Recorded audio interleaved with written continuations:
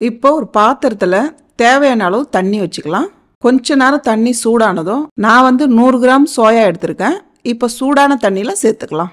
சூடான தண்ணியில சேர்த்துட்டு நல்லா கிளறி விடுங்கம்மா. ஒரு 2 நிமிஷம் அப்படியே கிளறி விடுங்க. பாருங்க 2 நிமிஷம் ஆயிருக்கு. நல்லா ஊறி இருக்கு பாருங்க. இப்படி அழுத்தி பார்த்தாலே நல்லா பன்னு போல இருக்கும். இந்த அளவுக்கு நல்லா ஊறி இருக்கணும். இப்போ நல்லா வடிகட்டி எடுத்துக்கலாம்.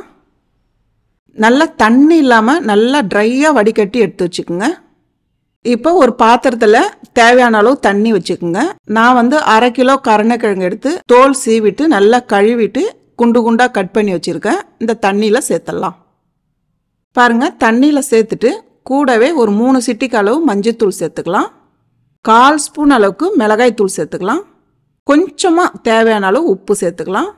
இதெல்லாம் சேர்த்துட்டு நல்லா மிக்ஸ் பண்ணிடுங்க.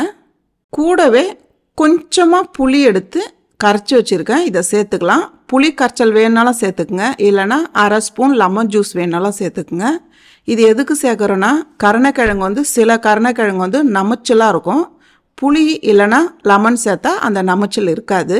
இதெல்லாம் சேர்த்துட்டு நல்லா மிக்ஸ் பண்ணிட்டு ஒரு 4 நிமிஷம் அப்படியே வேகட்டும். பாருங்கம்மா 4 நிமிஷம் ஆயிடுச்சு. நல்லா வெந்திருக்கு பாருங்க. இந்த அளவுக்கு நல்லா வெந்திருக்கணும். இதையும் நல்லா வடிகட்டி ஒரு பிளேட்ல எடுத்து வச்சுக்கோங்க. இப்போ ஒரு மிக்ஸி ஜார் வச்சுக்கலாம். அந்த மிக்ஸி ஜாரில் நம்ம வேக வச்ச சோயாவை சேர்த்துக்கலாம். கூடவே நம்ம வேக வச்ச கருணைக்கிழங்கும் சேர்த்துக்கலாம். சேர்த்துட்டு தண்ணி சேர்க்கவே கூடாது. அப்படியே நல்லா மசிய அரைச்சி எடுத்துக்குங்க. பாருங்க இந்த அளவுக்கு நல்லா அரைச்சி எடுத்துக்கணும். கெட்டியா இருக்கணும். இந்த பதத்துக்கு இருக்கணும். இப்போ ஒரு பவுல்ல மாத்திக்கலாம். 1/2 ஸ்பூன் அளவுக்கு மிளகாய் தூள் சேர்த்துக்கலாம். ஏற்கனவே நம்ம கொஞ்சம் மிளகாய் தூள் சேர்த்துருக்கோம். 1/4 ஸ்பூன் அளவுக்கு மல்லித்தூள் சேர்த்துக்கலாம். 1/4 ஸ்பூன் அளவுக்கு ஜீரகத்தூள், கொஞ்சமா இஞ்சி பூண்டு பேஸ்ட், உப்பு கம்மியா சேர்த்துக்குங்க. ஏற்கனவே நம்ம சேர்த்துருக்கோம். கையில எண்ணெய் தேய்ச்சிக்குங்க. ஏன்னா ஒட்டும். எண்ணெய் தேய்ச்சிட்டு நல்லா மிக்ஸ் பண்ணுங்க. மசாலா ஒன்னோட ஒன்று நல்லா ஒட்டணும். அந்த அளவுக்கு நல்லா கலந்து விட்டுருங்க. இந்த அளவுக்கு நல்லா மிக்ஸ் பண்ணிடுங்கம்மா. இப்போ ஒரு பிளேட்ல ஒரு 2 ஸ்பூன் அளவுக்கு ரவை எடுத்துக்கலாம். கூடவே ஒரு 4 சிட்டிக்கு அளவு மிளகாய் தூள் சேர்த்துக்கலாம். கொஞ்சமா உப்பு சேர்த்துக்கலாம். இதெல்லாம் சேர்த்துட்டு நல்லா கலந்து விட்டுருங்க. இந்த அளவுக்கு கலந்து விட்டுருங்க. இப்போ ஒரு பிளேட்டு இல்லைன்னா எண்ணெய் கவர் இல்லைன்னா பால் கவர் எது ஒன்றாலும் எடுத்துக்கலாம். நான் பிளேட் எடுத்துருக்கேன். திருப்பி போட்டுட்டு அதில் எண்ணெய் தேய்ச்சிடுங்க. இப்போ நம்ம அரைச்சி வச்சிருக்க மசில் ஒரு உருண்டை எடுத்துக்குங்க. இந்த சைஸ் எடுத்து நல்லா ரோல் பண்ணிடுங்க.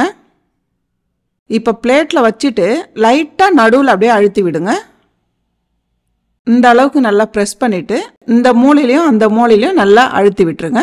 அழகாக ஒரு மீன் ஷேப் கொண்டு வந்துடுங்க. இதை போல் நல்லா அழுத்தி விட்டுட்டு நடுவில் ஒரே ஒரு ஓட்டை போட்டுருங்க.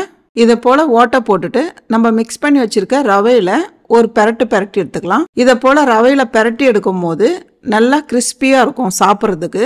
இல்லை உங்களுக்கு ரவையில் வேண்டான்னா நீங்கள் அப்படியே கூட தவாவில் சேர்த்துடலாம். இதை போல் பெரட்டி எடுத்துட்டு தவாவில் எண்ணெய் தேவையான அளவுக்கு சூடு பண்ணி வச்சுருக்கேன். இதில் சேர்த்துடலாம். அடுப்பு தீ ஃபாஸ்ட்டாக வைக்காதீங்கம்மா. டக்குன்னு மேலே சேர்த்துருக்க ரவா கருத்துரும்.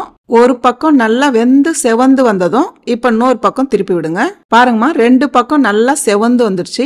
பார்க்கறதுக்கு எவ்வளோ நல்லா இருக்கு பாருங்க. நம்ம வீட்டில் இருக்க பொருளே வச்சு ரொம்ப ஈஸியான ஒரு ஸ்நாக்ஸ் ரெடி.